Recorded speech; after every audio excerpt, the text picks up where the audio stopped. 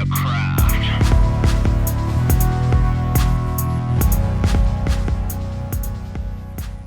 What's up, guys? This is Kaz with Elevate Your Craft, and welcome to episode number 17 of the podcast. Today, I'm with Mikael Dia, an entrepreneur and digital marketing specialist. He began his entrepreneurial journey back in 2008 in web marketing, then moved on to create a business selling apparel. He's also developed and sold a Mandarin language school in the UK and currently sells a language app called Lingos, which so far has raised over $1 million since its inception in 2013. In 2014, he began a digital marketing agency called White Coat Digital, which is where he's able to bring his passion for digital marketing to life. But before we get started, Mikael, welcome. Thanks for being here. Thank you very much for having me. Appreciate it. No problem, man. It's my pleasure. I'm looking forward to it. Yeah, it's going to be great. So I hope the intro was an indication of what we're going to talk about today, but we'll be getting started with digital marketing, then jumping right into some entrepreneurial concepts. But Sounds good.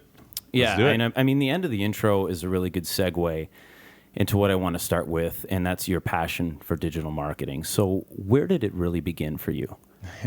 Yeah, so my passion for digital marketing really started back in 2008 when, in all honesty, I just really hated my job.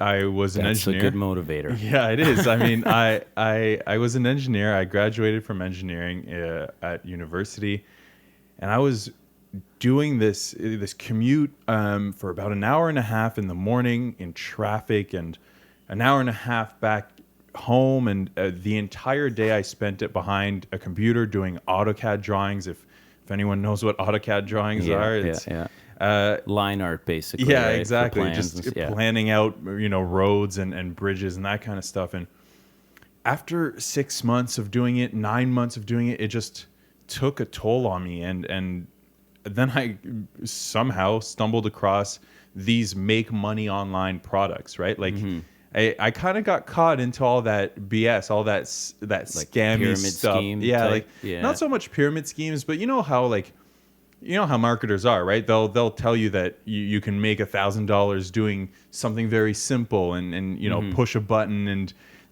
but because I was so fed up with my job, I kind of saw it as a way to escape it. right? And that's what they were selling, right? Are you tired of your work? Oh, wow.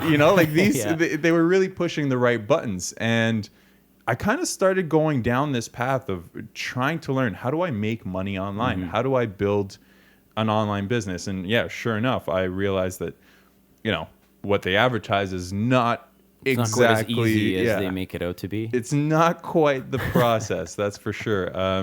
I failed countless times. I spent money. I tried different things, but every time I kept doing it, every time I kept learning more and more about it, I kind of got enlightened and got closer to that idea of, wait a minute, you actually can build a business with just your laptop and an internet connection. Yeah. And you can grow it, and you can actually provide value, and you can actually make that happen without having to have a brick and mortar operation, or without having to do that, without having to have a whole bunch of overhead and employees and a lot of capital. So even though I failed a lot as I was learning, I kind of started to realize that, yes, absolutely. I failed, but I was learning more and more, and it kept getting me closer to the success, right? To getting to that point where, wow, I can build a business using the internet. Well, even the whole idea of failure is, I put that in quotation marks, is kind of a phantom idea, because are you really failing, or are you learning? Like you said, right? Absolutely. You don't really fail. I mean, look, you can't be afraid to fail if you're going to, do anything really in life. You can't be afraid to. The thing is, it's because the problem is people call it failure, but the reason they call it failure is because they have this idea of what success is. And if they don't achieve it the very first time, then they think they've failed. But in reality, success is a whole bunch of sequential steps. You might have failed to achieve, your end goal in the first time, but you probably got that first step a bit closer. Exactly, right? Yeah. So as long as you keep failing forward, then it's all good. Yeah. So that kind of began your passion for digital marketing, because really you saw it as a way to achieve whatever goals you had set at the time. Going back to just the fundamentals of digital marketing, if a layperson, in this case even me, were to ask you what is digital marketing, what would you tell them?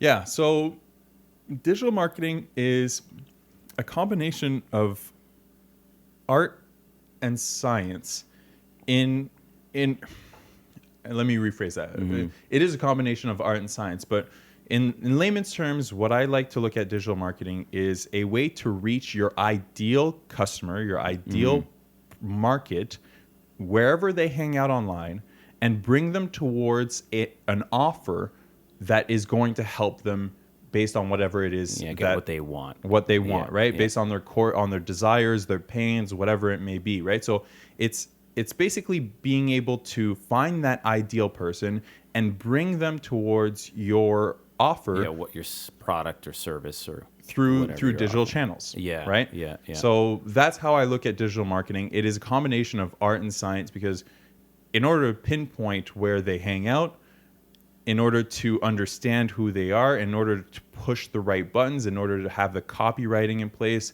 that's kind of an art, right? You have to understand. You have to. There's a lot of psychology behind it, etc. But then everything is metrics based. And when you look at digital marketing, it's about, okay, well, if I put up an ad on Facebook, for example, how many people click that ad? And from there, how many people that land on the page wherever the ad is going to, what do they do? What's the percentage of them taking on the action that I want them to take? And then, going through to the end, whatever the end may be, buying a product or opting in for something or listening to a podcast or whatever the goal may be. What is that conversion? And that's where the science kind of comes in, the metrics. It's almost like you want to lead them somewhere. Absolutely. And then you kind of see where you're leading them and if you're really getting them to where you want them to be. Yeah, too many people look at digital marketing, to be honest, as a very singular thing, as in, well, how social media is digital marketing, or SEO, traffic generation is digital marketing, when in reality, that's just a component. It's just a small piece of this bigger puzzle. And the goal of any digital marketing campaign or any business at the end of the day is to find that ideal client, that customer, and provide them with value that is going to help them achieve whatever their goal is, get rid of their pain or hit their core desires or give them some sort of gain. That is marketing in a whole, right? Yeah. You put the word digital in front of it because, well, it all takes place online or through the internet or through digital channels. Yeah. Now that's kind of like a definition based or a very, stripped down take on digital marketing. And what I'm kind of fascinated with is whenever you look at someone who's really passionate about something and they love what they're doing, whether it be, in this case, digital marketing, or whether it be an auto mechanic or an architect, someone who's really passionate about what they do, they have a certain way of thinking about that job. So, for example, if it is an auto mechanic and they go into work or they run their business, and to them, they're fixing someone's car so they can get to work the next day. Yep. To another, it may be they just built model cars as a kid, and to them, they go into work and they're building another model car, or they're fixing it or something like that. And an architect, they see themselves building a building or a structure where people are going to live or people are going to be productive. So they have this way of thinking of it not as just a job, as kind of they're contributing something. And I wanted to see if digital marketing is like that for you. If you have a certain way you think of it where it's just like, it's basically what makes you love it so much, what makes you do what you do every day. So the reason I love it so much, and the reason I get up every day and turn on my computer, is because it goes back to what I said. It's about finding and discovering who is that ideal client for somebody's business, whether it's my own business or my clients' businesses. They all want to provide value to their customers. They all want to help people, right? They all have some sort of skill or expertise or product that is great, and they want to get it out there to the people who will love it, who will benefit from it, who will enjoy it. What I love about digital marketing, and what I love about building online businesses is that you get to actually provide that value to those people. If you can identify who those people are, if you can identify where they hang out on the internet, you can put out a message, you can put out a campaign to get it in front of them, and you kind of keep score with money, right? You keep score with revenue. That's the whole purpose of business. But that's why I love it, is because you get to actually provide value to your market, to your end user. You genuinely believe in what you're offering. Absolutely. And you genuinely believe that it will benefit them. Absolutely. And I don't work with for all of my clients who I help them build their funnels or help them build their marketing campaigns, etc.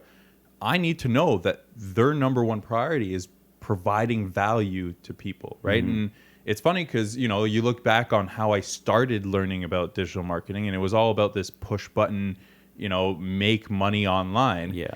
And even though the make money online tactics work, right? In the sense that, okay, you can make money online with these tactics.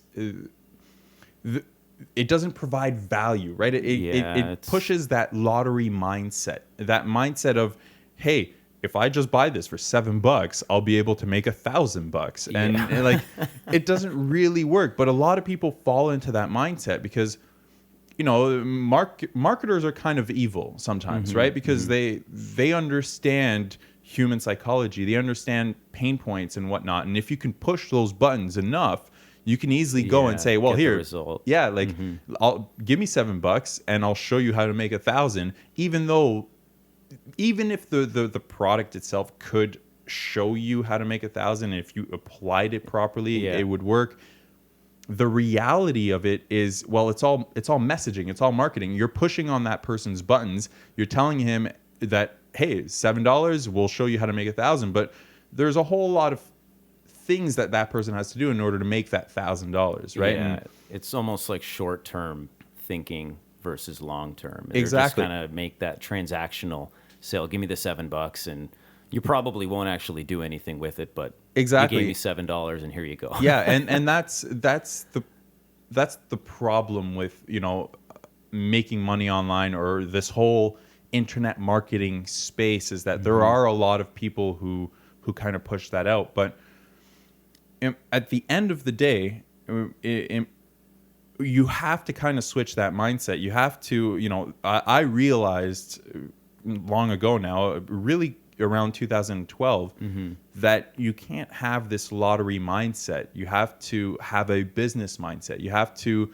understand that if you're going to invest $7 or 1,000 or whatever the amount is, it's an investment in you being able to move forward, right? It's an investment in yourself, not so much, here's the investment, I'm going to win the lottery and make that $1,000. Exactly. Yeah. And now that I know this, now that I've seen success, now that I've been able to build online businesses and I've gotten the results, I preach this business mindset. I love getting people out of that lottery mindset into this business mindset. If you truly want to kind of change your life, if you truly want to build a business that is going to make you money and get you that freedom, that life that you actually want to live, well, you have to be able to provide real value to your market. I think people see right through that as well if you don't offer that long-term value. I mean, absolutely. And then you leave that perception, and then once they see that it's a scam or something like that, and then it's again that transactional, quick, short-term sale as opposed to developing a business to really provide value for people. Absolutely. Yeah. And that's actually a good segue into looking at it from a company standpoint. So how you would look at digital marketing, and you've touched on this just briefly, but where does it really fit in the grand scheme? If you think of an entire business or what you're doing and have done, where does digital marketing fit in to the equation? Well, I guess it really depends. It really depends on what kind of business you're looking at. Obviously, digital marketing for a restaurant or a brick and mortar or a physical location, like a dentist, for example, or where somebody actually has to go there physically, it doesn't have the same impact as a purely online business, right? Obviously, because an online business is built off of digital marketing, right? You can still do other marketing, tactics and strategies in order to acquire customers, but an online business is built on digital marketing. If you don't understand digital marketing, it's very hard to build your online business, right? Yeah. The number one skill that you need to have as an entrepreneur, in my opinion, is the ability to market your business. Well, whether it's online or offline, you have to be able to market and sell your offer. Otherwise, your business eventually dies. Yeah. So it's essentially, I have this, I really believe in it, but if you don't tell anyone about it, then it doesn't matter. Exactly. And one of the things I learned very early on as well is sometimes you need to not, like, who cares about your opinion sometimes, right? Like it's great that you believe in your own product, but if the market doesn't believe in your product, or if you can't position it to the market properly, then who cares? Like, it's great that you love your product. It's great that you love whatever it is that you're putting out there. But if nobody buys it, it kind of shows you that nobody else likes it, right? It's like some of those people on Dragon's Den or something. They've spent hundreds of thousands of dollars. They love their product. They believe in it, but it just doesn't go anywhere. It just doesn't go anywhere. And a lot of times that has to do with marketing and positioning. A lot of times people have actually great products. Okay, there are people who have shitty products, of course. But most of the time people actually have great products. It's the positioning of that product, right? The positioning and the marketing doesn't actually resonate with the market. When they look at it, they're like, well, I don't really get it. Yeah. If you slightly switch that positioning, that marketing, that messaging, maybe they'll get it. Maybe they'll be like, oh, okay, now I get it. Yeah, I want this, right? It makes sense. I want it. So marketing plays a massive role. It's huge in all business. I guess so. It's very difficult to, well, I mean, again, it depends on, like you said, the product that you have, but it's really important to actually pinpoint who you need to market to. And before you mentioned finding that ideal client, it's almost like it's one of the first things that you actually do. It's the absolute most critical thing. Identifying who your ideal client is, who your perfect buyer is the number one thing that I do with any venture that I go into, with any of my clients. You need to understand what that person's goals are, what their obstacles are, what questions they're asking. You need to understand how you actually can help them, but not so much in a like, well, I can help them with my actual product, but more so in an intrinsic type of way. What is it that they actually want? Yeah. It's almost like the product, it might not be for the sake of the product, it's what the product makes them feel like, or what it brings them. Let's go back to, as an example, this internet marketing world, or making money online. Well, the product could be, a course on how to set up an Amazon store and sell affiliate products, right? Or something along those lines. But what does that person really want? Well, really what they want is to not have to get up in the morning to go to their shitty jobs. What they want is the freedom to be able to work from home and the freedom to be able to be with their family.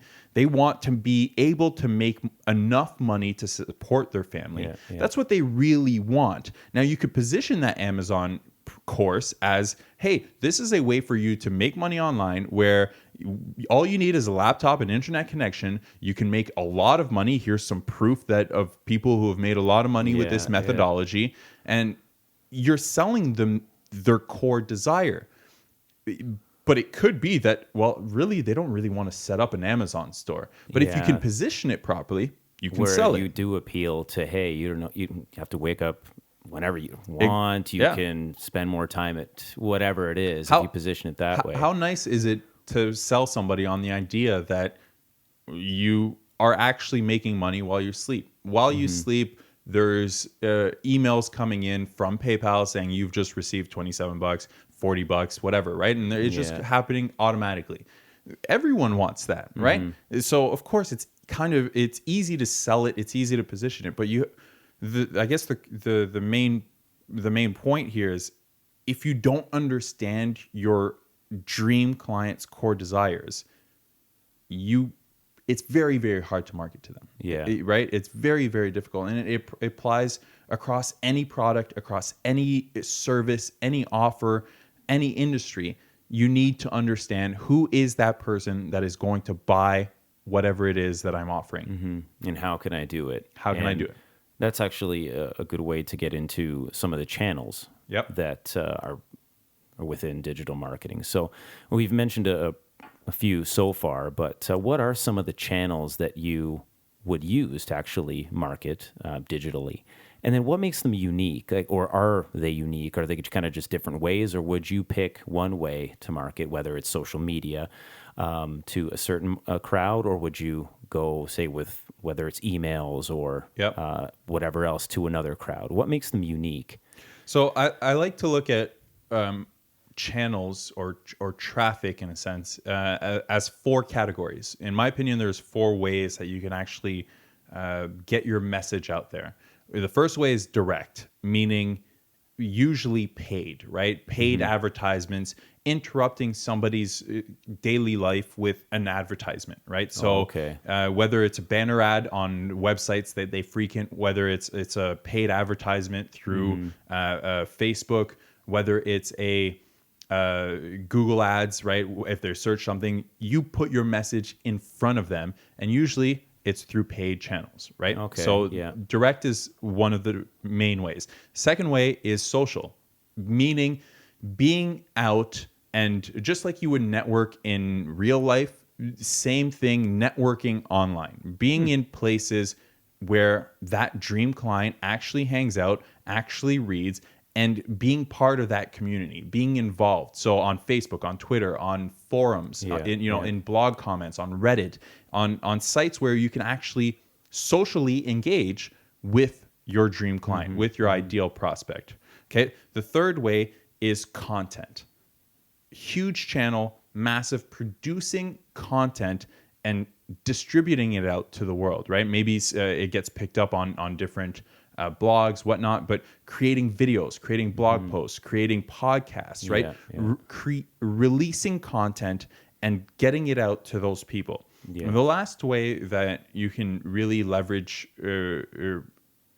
channels is by finding partners, finding people who have the audience that you are looking for, and making a partnership with them, making a deal with them where they advertise whatever it is that you have, or they promote whatever it is that you have to their audience. To their, using their channels. Using their channels. Their name. So they might have a massive Facebook audience. They might have a massive Twitter following. They might have a massive email list, in which case you set up a partnership with them. Maybe it's a revenue share. Maybe it's just, I'll do the same for you if you do this for me.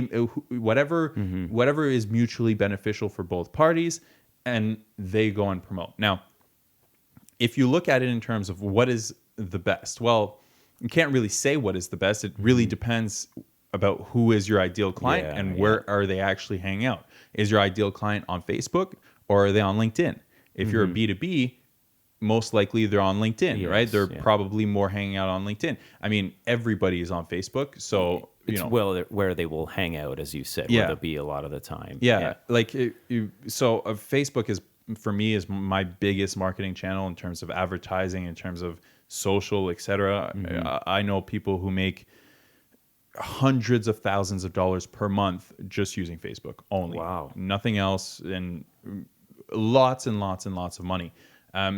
But again, it depends on who is that ideal client and where are they actually hanging out. Are they on Instagram, or are they on Twitter?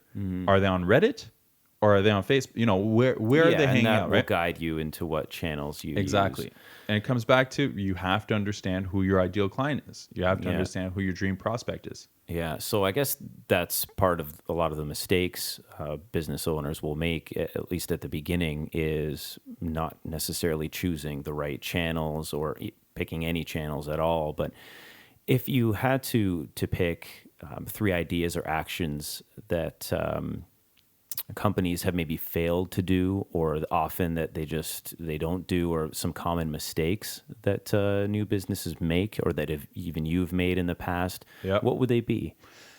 Okay, so the biggest mistake I find with businesses is that they look at traffic as the answer to their problems. Meaning, if I only get more traffic, I'm going to make more money. That's wrong. It doesn't work that way. There's 2 parts to the equation of making money on the internet. There's traffic and there's conversions. If you could have all the traffic in the world, but if your site or your web pages or your content or whatever it is isn't actually converting that person to do whatever action you want them to do, then who cares if you have 1,000 people seeing your website every day, right? It's not going to get them to do what it is that you want to do. That's what you want them to do, is actually convert. Right? You need them to convert. And too many people think about, well, I need traffic, so all right, well, SEO is big these days. Let's do some SEO. Let's optimize my content so that when somebody searches it, it shows up. Oh, social media is big these days. Cool. Let's hire a social media specialist, and they'll just post out a whole bunch of random content on my Facebook page that doesn't do anything for me, but they'll do it anyways because that's what everybody says I should do. We take comfort in knowing that we're doing that. You're doing, but it's not really giving you an ROI, right? It's not really helping you achieve anything. So the first thing that I always look at is conversions, because conversions comes before traffic. And in terms of when you look at the cycle, like, yes, from a user's perspective, as they come in, they land on your website and then they convert. So in your thoughts, you might think, all right, well, I need traffic first and then I'll worry about conversions. But if you haven't set up your website in a way that is actually going to get somebody to do something, then the traffic doesn't matter. Because you could have 1,000 people, like I said, on your website, and it converts, say it converts at 1%, right? Whatever converts means. Say your offer, and they buy at 1% for every, so that means that every 1,000 people that come on, there's 10 people that buy. Well, if you actually spent a bit of time on the conversion side first, well, maybe all you need now is 100 people on your website and it converts at 10% and you have the same amount of buyers, right? So a lot of people focus on traffic without thinking about conversions, when really they should be thinking about conversions as opposed to traffic. Because traffic, people don't understand that traffic is a commodity. Just like you can buy rice at the convenience store, you can buy traffic. It's not hard. Like, you can, if you have money, you can set up some Facebook ads and you will have instant traffic to your website. It's like a tap. You turn it on, you turn it off. It's your choice. And if you know that your website is converting, cool, you can spend more. You can get more traffic. You can continue to grow. But I mean, if you're going to spend money in something that's not going to convert, then you're just spending money. Yeah, you're not getting any return. Yeah, exactly. Yeah. And we've touched on a couple metrics so far, which is traffic and then conversion. Are there any other metrics that you look at in terms of digital marketing when you evaluate, say, your progress or your results from something you've created? Yeah, the only metric that matters is ROI. The only metric that truly matters is how much did I spend on advertising and how much did that make me, right? If I spend $1 on Facebook ads and I make $1.50 back in the span of 48 hours or a week or however long it may take, or however long that conversion cycle is, then I know I have a winning campaign, right? Because I spent $1, I made $1.50. Well, think about it like this. Imagine you go to a Coke machine, right? And you're putting a Coke is $1, and you put in $1. You don't get a Coke back. You press the change button, and you only get 80 cents back. Are you going to be pissed off? You lost out. You lost out. You can't buy your Coke. You didn't get your Coke. and now you only have 80 cents. And now you beat the shit out of the machine. Yeah, now you start punching the machine, you start reaching in and all of that. Well, okay, what if this hypothetical Coke machine, you put in that $1, you didn't get your Coke, but then when you press the reset button, you got $1.50 back. How many times would you put back $1 just to see how many times it would work? Yeah, I know right? what you mean, yeah. So you'd put another $1. Oh, I got another $1.50. Yeah. I'm going to keep doing this. I like this game, right? Yeah. And that's the way you have to look at digital marketing is your aim, your only goal when you look at your entire campaign or your funnel, etc., is how much am I spending on advertising? How much money is it making me on the back end, right? How much am I spending in terms of traffic? How much is it converting on the back end? So ROI is my only thing that I care about. And then based off of that, you can adjust the other metrics. Exactly. And it kind of works together. Exactly. You tweak, maybe you kind of realize that, all right, well, I ran a test. I spent $500 on ads. That resulted in 450 back, right? I made some sales, just not enough to recuperate my advertising costs. All right, well, I look at every little step along the conversion cycle and say, okay, what if I tweak this one and just I'm able to up it, and now instead of converting at 5%, it converts at 7%, right? Now what happens? Oh, sweet. Now I'm at break even. Cool. All right, what if I take this little step and tweak it a little bit to 10%? Oh, now I'm at profit. Right? Yeah. So that's what I love the most is when you look at it, it's like, it is like a puzzle, right? You run a test and then you look at the numbers. You're like, all right, let me play with this number, try to get this number up because it's linear. It's like a person finds an ad, they click on it, they land on this page, they perform this action, they go here, they perform this action, and then these are all the steps to get them to buy something. You can look at every single step as a conversion. You know, what did it take for them? To get there. And would you say, I mean, whether it's completely a formula, but would you say it is formulaic in some way? 100%. Yeah. Okay. Yeah, absolutely. Which is very surprising. I mean, even to me, just kind of learning about this stuff, that is a very surprising. It's idea. Like I said, it is very much art and science. Sure. There's definitely the art side to it because at the end of the day, if you don't understand your ideal client, if you can't position your offer properly, if you can't do great copywriting or create a video that engages them, etc., then they're not going to perform the action, right? If you don't touch, so there's definitely an art to crafting your messaging, crafting your funnel, and all of that stuff. But it is a science. It is at the end of the day a step-by-step formula that you kind of have to follow in order to get somebody to buy. Yeah. So it would kind of work with, say, you're selling, I don't know, knives, and then you open up a massage parlor. It'd be even though they're so different, the functions. The process is the same. Yeah, the process is the same. Process is the same. Oh, that's fascinating. Yeah. Say you're selling knives, or your aim is to get somebody in to come to your massage parlor, right? Well, number one, who is your ideal client to buy your knives? Who is your ideal client to come into your massage parlor? Obviously, they're not the same people, but you have to identify them. That's step number one, right? Step number two is create understand who you are as a brand, as a business, and establish what is that narrative that you're going to communicate to that ideal client, right? So as a massage parlor, you understand that your dream client is stressed out and they have backaches and that they don't sleep well anymore and all of that. So you need to craft your message to speak to that person. Okay. You see where they hang out online. You find them. You put an ad in front of them, or you find content. You put that in front of them. Then they go on to a specific page. Your goal might be different. So, for example, the knife person, the goal might be to sell the knife. So they see the ad, they click on a page.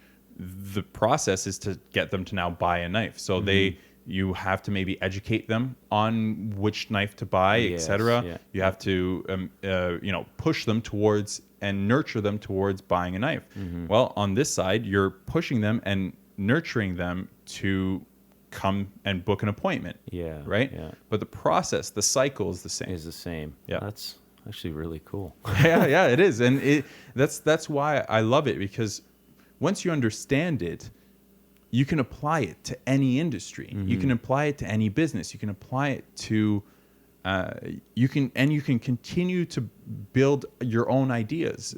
If you have an idea for a product, or if you want to serve a market, if you understand how to set up this whole system, you set it up, you tweak it, and then as long as you understand that, as long as I spend $1 and I make $1.50, I'm winning, I'm good, I can keep growing, and I can scale it, And you're all good. And you just keep getting better at it too. You just keep getting better at it as time goes on. Absolutely. Yeah. Speaking of getting better at it, what are some of the companies out there that maybe you looked at, or you do look at now, or that are very successful at this, that you maybe even model yourself off of in terms of tactics or strategies when it comes to digital marketing? What are the companies out there that a lot of people would know anyway, that do it really well? That's a good question. Or I mean, they don't necessarily have to know with the company. But. In terms of companies that do this very well, it's very good question. What I will say is, because I can't think of any companies off the top of my head that do it really well, but what I will say is there are people who do this really well, so for example, there's a company called digitalmarketer.com. It's run by a guy named Ryan Dice, who, in the world of direct response marketing, in the world of digital marketing, well, I mean, he has the domain digitalmarketer.com. It's a good start. Yeah, it's a good start, right? He already got that. So in terms of his understanding, he's one of the godfathers of this stuff, right? Putting together funnels, buying traffic and making it turn into money and turning into clients and customers, etc. He spent millions of dollars in advertising and split testing and doing all these things. Ryan Dice, another guy named Russell Brunson, Frank Kern, these are the guys that I've learned how to do this from. In terms of studying companies, well, I study these guys because they're the ones who are behind the companies doing that it. Right? Probably would have been a better way to rephrase the question. I guess when I was thinking about it, it's a better way to ask it might be, are there any ads or messages that stand out to you? Like, does it take a lot for you to notice an actual ad or video, or like what kind of things do you pick up now that because I find if you really know something and you specialize in it, you just start to see things that other people don't because they don't think about it, right? Yeah. So in terms of ads and getting people's attention, I mean, obviously there are big brands like Nike and stuff like that are great at putting out content and getting people's attention.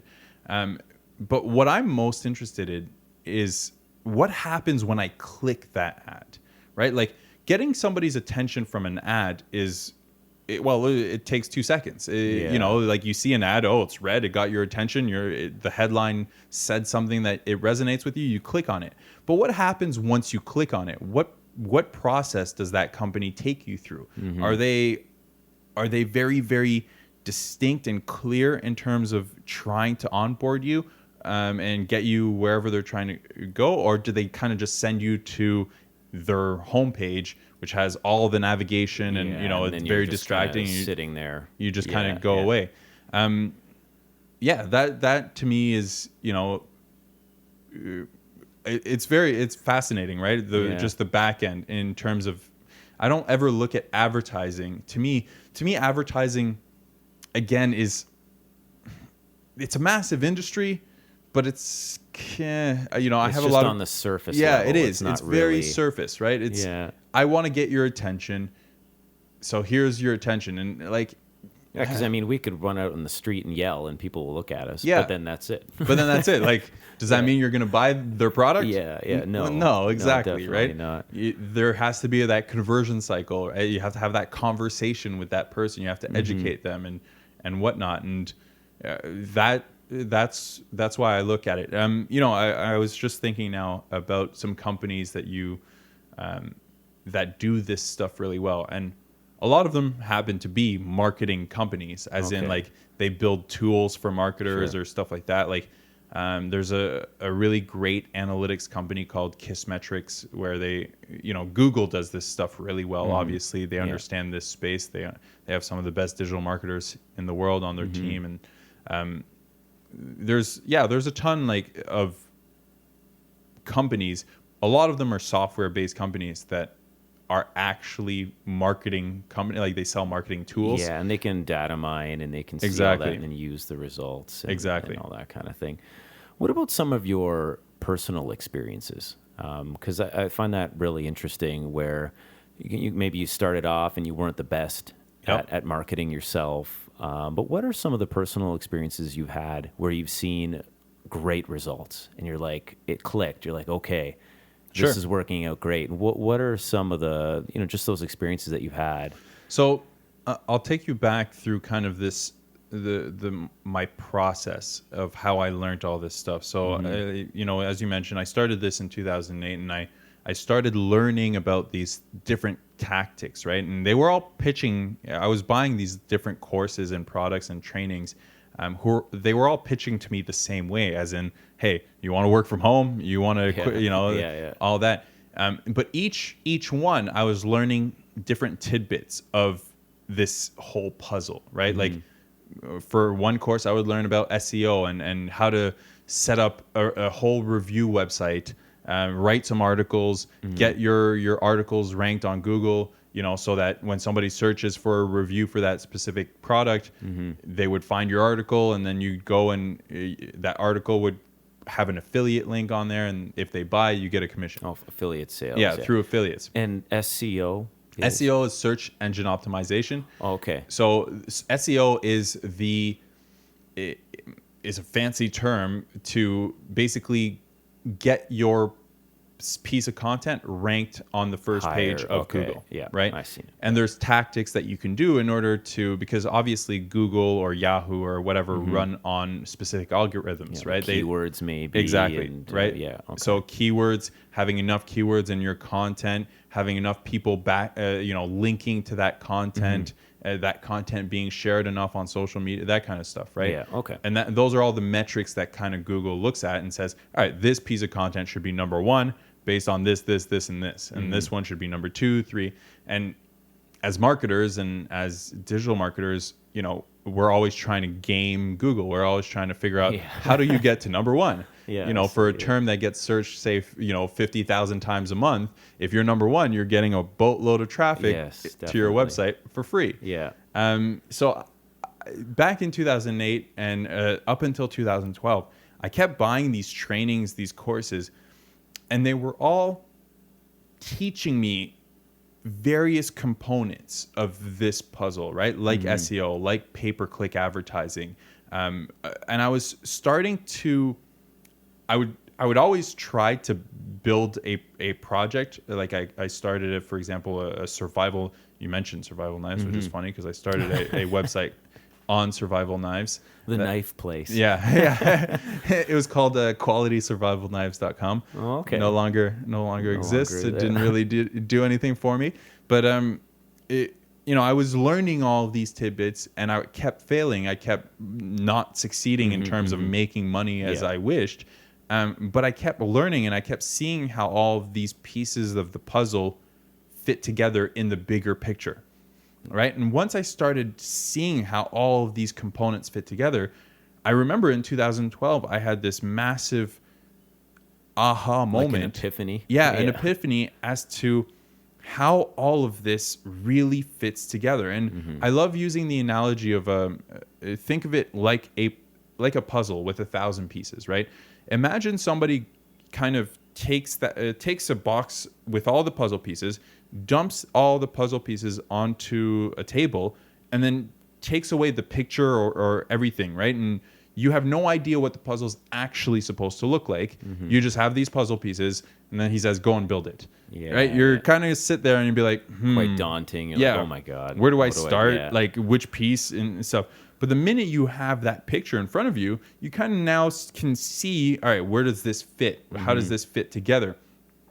And in 2012, I remember it just clicked. I could see what this picture actually looked like. I could see where SEO fits and where PPC fits and where email marketing fits and where understanding your avatar, your customer, your dream client fits, and all of the numbers and the tracking and the fine tuning. I could see how it all fits into this picture, right? Yeah. And then I got into, you mentioned at the beginning of the show that I started a Mandarin school. Yeah. Which is random because I don't speak Chinese. I've never been to China at all. But I got an opportunity with a business partner of mine. I was in London. We did our MBA together, and he asked me if I wanted to start this with him. And he knew I was a digital marketer. He knew I was very passionate, and I had done a lot of digital marketing in the past. And he asked me if I wanted to start this Mandarin school with him. And sure enough, we did. And because I had this clear vision now as to what the picture looked like, we built a website.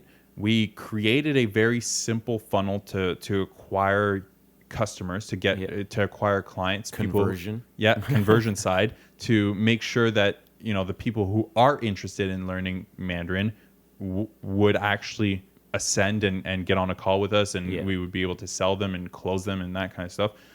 So we built a website with a very simple conversion funnel. We set up some Google ads, again, through everything I had learned in the past. And within 3 months, we were making $15,000 per month. Within 6 months, we were up to like 45 or so. We sold it for almost $500,000 in 8 months. Wow. We grew it extremely rapidly because I knew how it worked now, right? I could see how, where the follow-up sequence fits in. All of these components were now assembled into a puzzle. And yes, we had to do fine-tuning. We had to make sure, you know, at the beginning, in the first couple of months, we made money, but we were still losing money on advertising and stuff like that. But once we got it right, we were able to scale it really, really quickly. And that's a good testament to what we were saying earlier, is because, I mean, like you said, it's a pretty random industry to be in. And, absolutely. And it just goes to show that you can do something that you probably at the beginning, like, I don't speak Chinese. I've never been, like, how could I even succeed in that business? Why would I even be in this business? But it's a really good example of, I can if you know.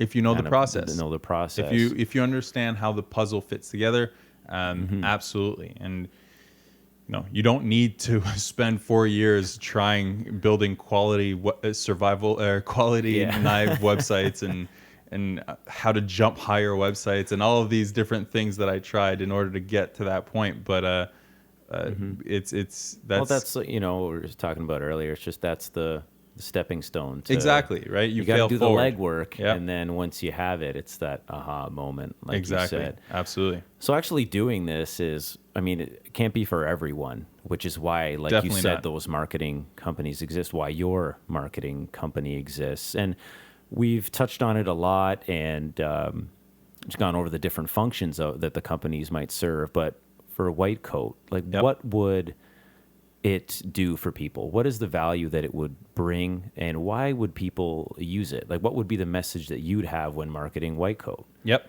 So white coat is very much we focus on the conversion side. So what we do is we build funnels that will attract your dream client and convert them to whatever it is that you're trying to convert them to. So whether that be a sale for your $1,000 coaching program, or to get them on a phone with you so that you can sell them on something much higher ticket, or to get them to in your store or whatever.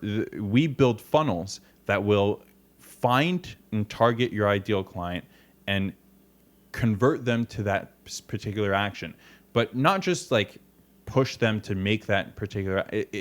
When we build our funnels, we make sure that it nurtures them, it educates them, it provides them value every single step of the way, because nobody wants to be sold to. Nobody wants to just click from a Facebook ad and then be told, hey, buy this for $500. Yeah, well, it's like, why? I was just on Facebook having fun or chilling out. Doing whatever. Now you're telling me, no, that's not how it works, right? So we build funnels that help people make little micro commitments. And what I mean by that is somebody clicks on an ad, and maybe the first thing that we ask them to do is provide us their name and email in order to download a report or download a checklist or something of value that is going to help them that is going to help them get a quick win based on whatever it is. Probably free of charge. Free of charge, yeah, right? Yeah. But then afterwards, maybe we send them an email that educates them on another component based on what they're trying to achieve. And then afterwards, maybe we send them an email to buy a smaller product or whatever it may be, right? So we craft these conversion funnels for our clients. And our process is very simple. We number one, work with our client to get in their heads and understand and pinpoint who is your ideal client.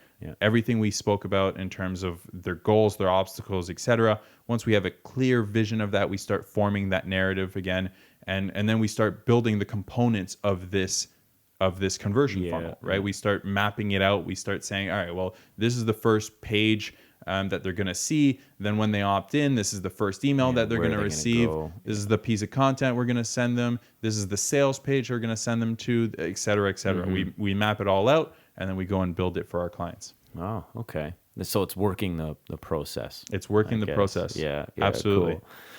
Cool. So what I want to get into now is, I guess, a bit more general, but the entrepreneurial side of things. And I'm very fascinated by just entrepreneurial concepts and psychology, because a lot of the time it applies everywhere. I mean, even if you're not an entrepreneur, you're employed, a lot of the philosophies and the psychology behind it can help you in whatever way. So I guess being more entrepreneurial.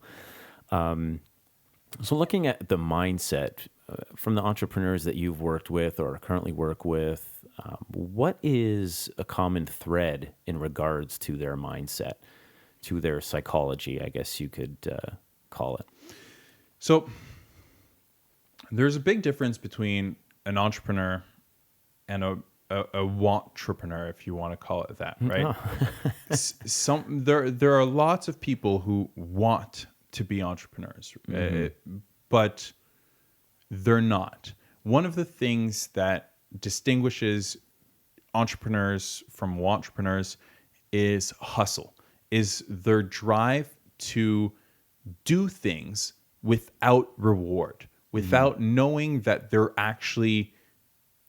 it's going to pay off. They believe that it will, and that is their undeniable belief inside of themselves and of their own determination.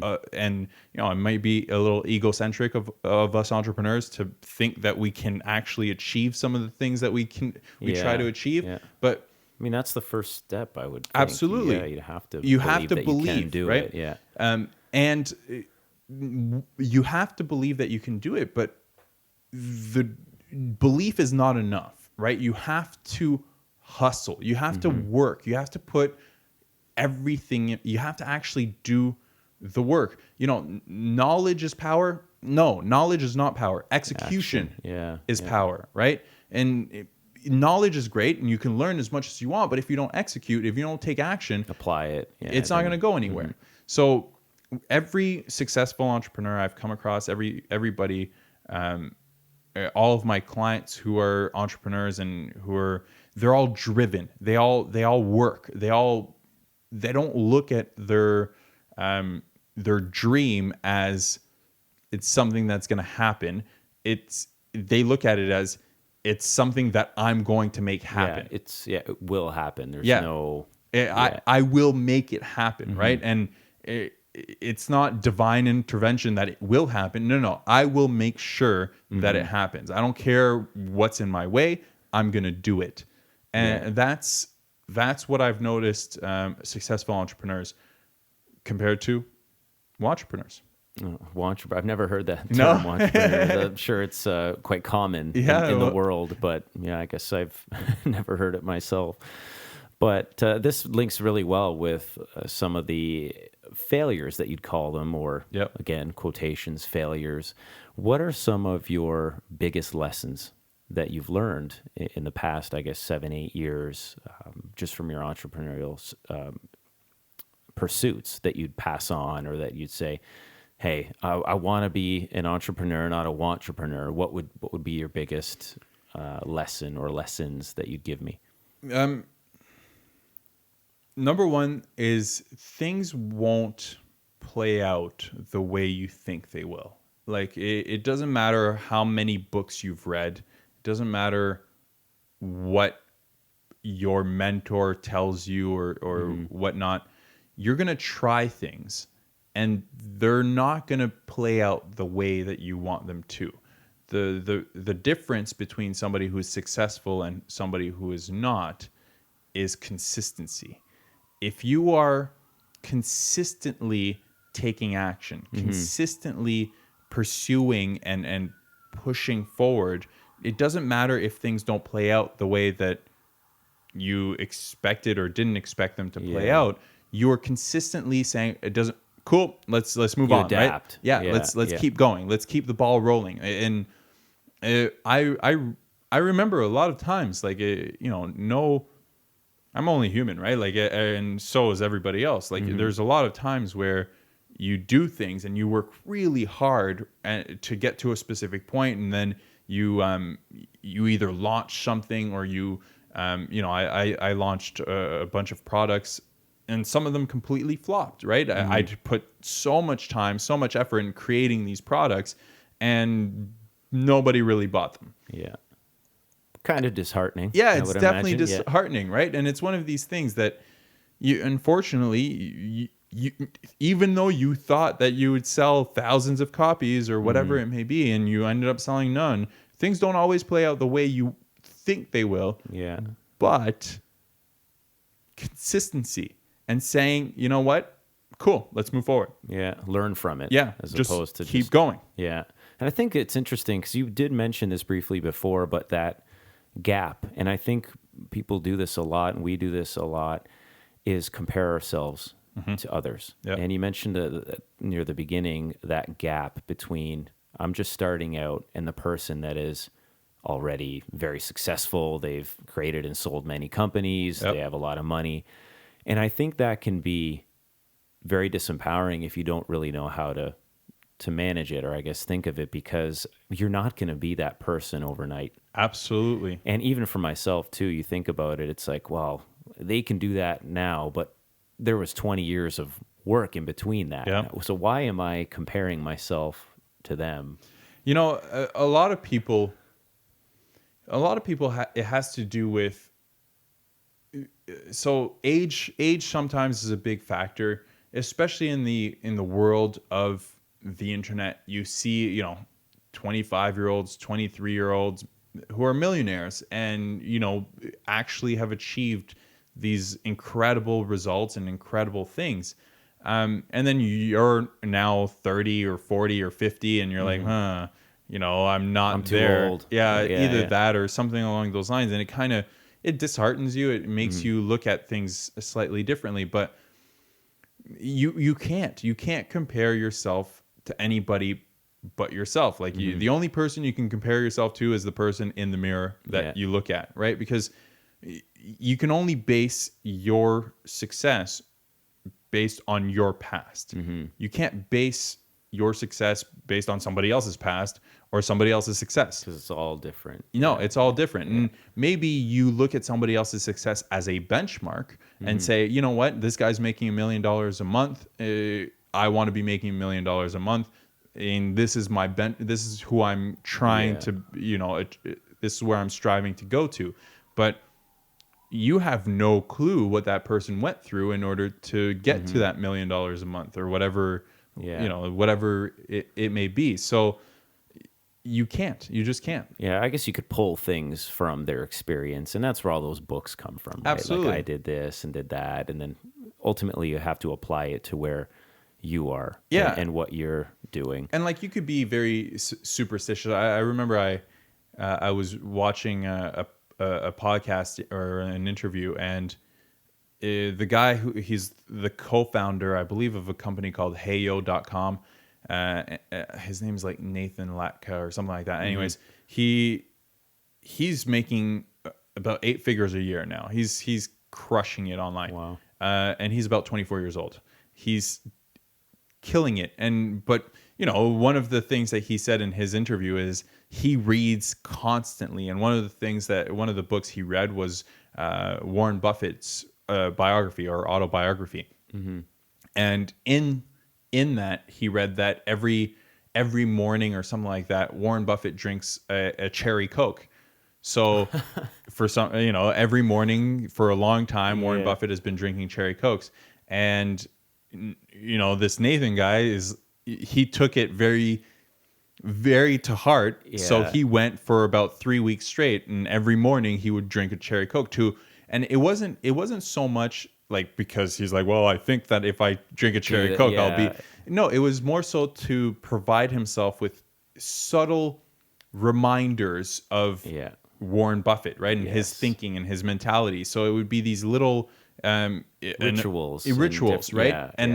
Every time he would pop open that cherry Coke, it would remind him of the lessons that it reinforces a way of thinking. Exactly. Yeah, that makes him successful. Exactly. Yeah. So, like you could be superstitious or you could do things like that, but you can't base anything off of somebody else's experience or somebody you can only learn from it. You can am I better than I was yesterday? Exactly. Kind of question. Yeah. Am I better than I was yesterday? That's the truth.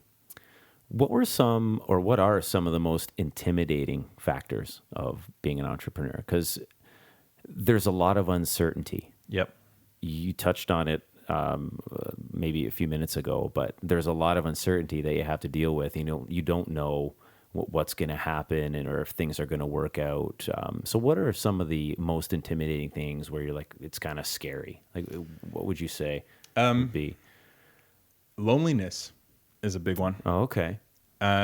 Being an entrepreneur, you don't have a sounding board, right? Like most people who are entrepreneurs aren't surrounded by entrepreneurs. That being said, you should surround yourself with other entrepreneurs. You should surround yourself with mentors, and you should surround yourself with successful people, and emulate the people that you want. You kind of are the result that they have, you emulate their behavior. Exactly. You surround yourself with mentors, right? And you surround yourself with like-minded people. Yes. Yeah. But even so, you're still alone, right? You're still doing this project by yourself. Okay, maybe you have a partner, maybe you have a co-founder, but regardless, you don't have a choice. Your ideas, they're your ideas. You have to kind of go with them and test them out, and you can't really speak to your wife about it because she's not going to give you necessarily the feedback that is going to help you move forward, right? She just trusts that you know what you're doing. Exactly. When in reality, you have no idea what you're doing. Like, I think what I'm doing makes sense, and et cetera. But loneliness and having the pressure of making this work on your shoulders and your shoulders alone can be very stressful. Can be for a lot of people. Yeah, and this is kind of interesting because I think just our culture, that idea of kind of the formula for success or why we go to school and why you attend university, and that's to get a job and you have to be educated and that kind of thing. This question or idea came from a conversation that we had previously about universities and educational institutions. And what's your take on attending them and how it's so ingrained in our culture that they are necessary to be successful? Well, okay. I mean, this is going to sound a bit weird because I have 2 master's degrees and I've been to school for a lot. For a long time. For a long time. But the reason why I did my master's degrees is because I knew I actually would have more time during the day to work on my entrepreneurial ventures while I was in school than if I had a job. So I took out loans in order to go back to school so that I could work on my entrepreneurial projects, which sounds very weird. Yeah. When you look back on it, hey, it all worked out at the end of the day. But look, can you teach entrepreneurship? No. You can't. You can teach business. You can teach the fundamentals of running a business, etc. But there's a video and a talk online of Gary Vaynerchuk, who is he runs a company called VaynerMedia, massive social media guru, and he says there's absolutely 100,000% you cannot teach entrepreneurship, right? The thing is, this world is going towards entrepreneurial ventures. It's going towards this idea that anybody can be anything. The internet has made so much opportunity. It has created immense opportunity that wasn't there before.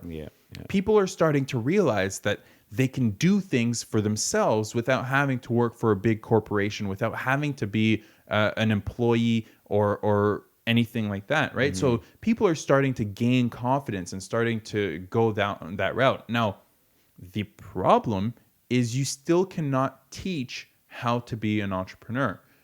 To be an entrepreneur, you have to learn it. You can read as many books as you want, but there's no professor that can stand in front of you and tell you, all right, well, here's how you sell. Now, and force you to do it too. Exactly. Like, you can know it all, but you can know it all, but you have to do it, right? Yes. A job is slightly different. A job is you know it all. You go to your work, you sign a contract, you're there for 12 months, you know you're getting it done. Okay, you have to do it properly and etc. But you have one task or one specific role or one job, and you do that job. As an entrepreneur, you don't have a choice. You have to sell. You have to put together your team. You have to do all of the things. And the only way you can learn it is by doing it. You don't have a choice. So where does universities and education and formal education come in? Look, we'll always need to learn how to speak, how to math, all that stuff, right? You'll always need to learn that. But if you can find your passion at an early age, if you can find what value you want to give out to the world at an early age, do I think you need university? No, absolutely not. I think you follow that passion, you follow that value that you want to provide to the market, to the world, whatever it is, and you go down that route and you learn by doing it, by surrounding yourself with people who have done it, by surrounding yourself with people who are also trying to do it. And that's how you actually achieve success. University is a way to breed employees. It's a way to create employees and teach people how to be workers, in my opinion. So, and the age is an interesting thing too, because I feel like it almost, that formula of, okay, I'm going to go to high school and then I'm going to go to university, I feel like it might almost discourage that kind of thinking where, like, I had no idea what I wanted to do at 17. I mean, and I think if people or kids are actually encouraged to think more entrepreneurial at an early age, they might divert from that course. But again, that's a lot of social factors and cultural factors. It's still, like you said, it's still ingrained in our society. It's not going away anytime soon. You know, the vast majority of people aren't entrepreneurs, or not. So it's not going to go away, not for a very long time. But you know, the kid that you see on the street selling lemonade, that's the kid that needs to be pushed to continue to sell lemonade. Right? You need to continue to nurture that kid to, you know, the one who just, of course, if you want to be a doctor, that's a completely different story, right? You need to go to school. I don't want you to operate on anybody. Open up an independent practice. Don't do that. Don't be a surgeon if you haven't studied how to do surgery. The need for education is always there. Always. It's all about, I think, maybe just nurturing the ones that might want to take a different path. Look, education is let's not confuse university and education, right? Yes, of course. Education is always. I learn consistently, constantly. I'm always reading. I'm always studying. I'm always learning. I'm always buying courses and all of that.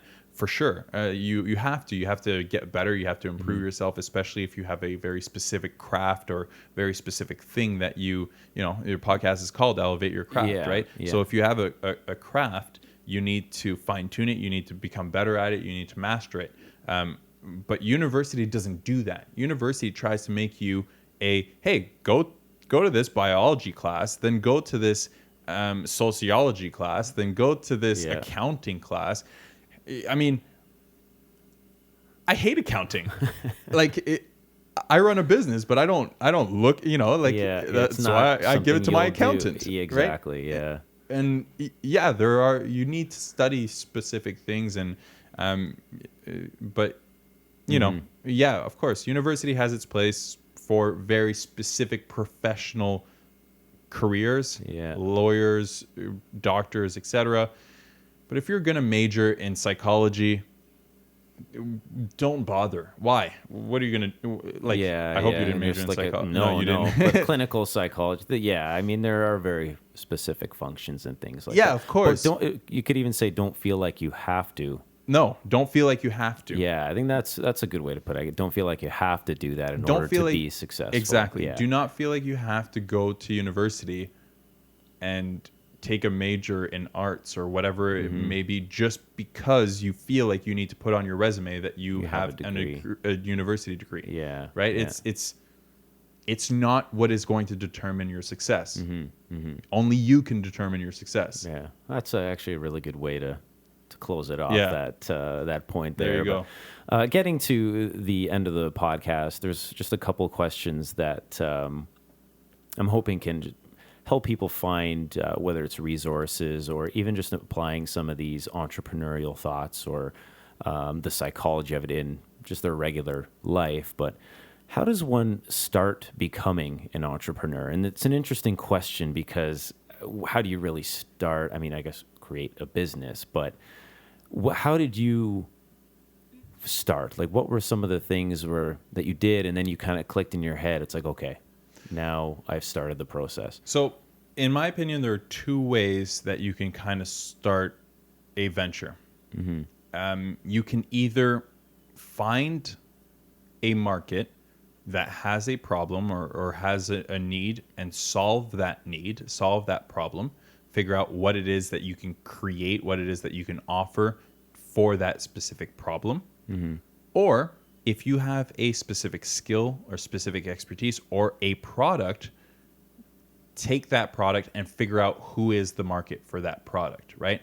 That, to me, is the only two ways that you can start a business. If you have an idea for a business, if you have an idea for something that you want to create, whether it's an app, whether it doesn't really matter what it is, you need to go and test that by finding out the market. Yep. If you don't have an idea for a product, then you need to go find a market that has a specific need or a specific desire or whatever it may be, and then create an offer for that particular market. Yeah. So those are the two ways that I always encourage anybody who is starting to think about that, to kind of get into it. Now, in terms of resources, in terms of whatnot, my favorite book by far when it comes to building businesses is called Ready, Fire, Aim by Michael Masterson. An incredible book that just drops a whole bunch of golden nuggets as to how to start a business, how to take it from 0 to 1 million and beyond. And it's incredible in that sense. But I like that title too. Yeah, Ready, Fire, Aim. It's a great analogy. It's a great title. But so that is one of my favorite books. Everybody should read it. If you're thinking of being an entrepreneur, if you're thinking of growing a business, you should absolutely read that book. And then just decide, who do I want to help? How do I want to provide value to this world? Who do I want to contribute to? Contribute How can to? I contribute? Absolutely. Yeah. Cool. Absolutely. Well, I think that's a really good way to top it off. Thanks very much again for doing this and being here. Thank you very much for having me. It's a great conversation. If you like the podcast, you can follow it on Twitter at EYC Kaz. That's EYCKAS. It's also on Facebook at Elevate Your Craft. It's all one word. It's on Instagram at EYCKAS, and the website is www.elevateyourcraft.net. And how can people learn more about you, about Lingos, about White Coat, or anything about following you and your endeavors? Yeah, sure. Funnily enough, I'm not really a social media guy. You can follow me on Twitter at @thisisdia, _is_dia. You can email me if you want. My email address is Mikael@whitecoatdigital.com. And yeah, and those will be posted along with the podcast. So Awesome. don't quite worry about spelling yet. But that's it for us today, guys. Thanks very much, and I'll catch you on the next episode.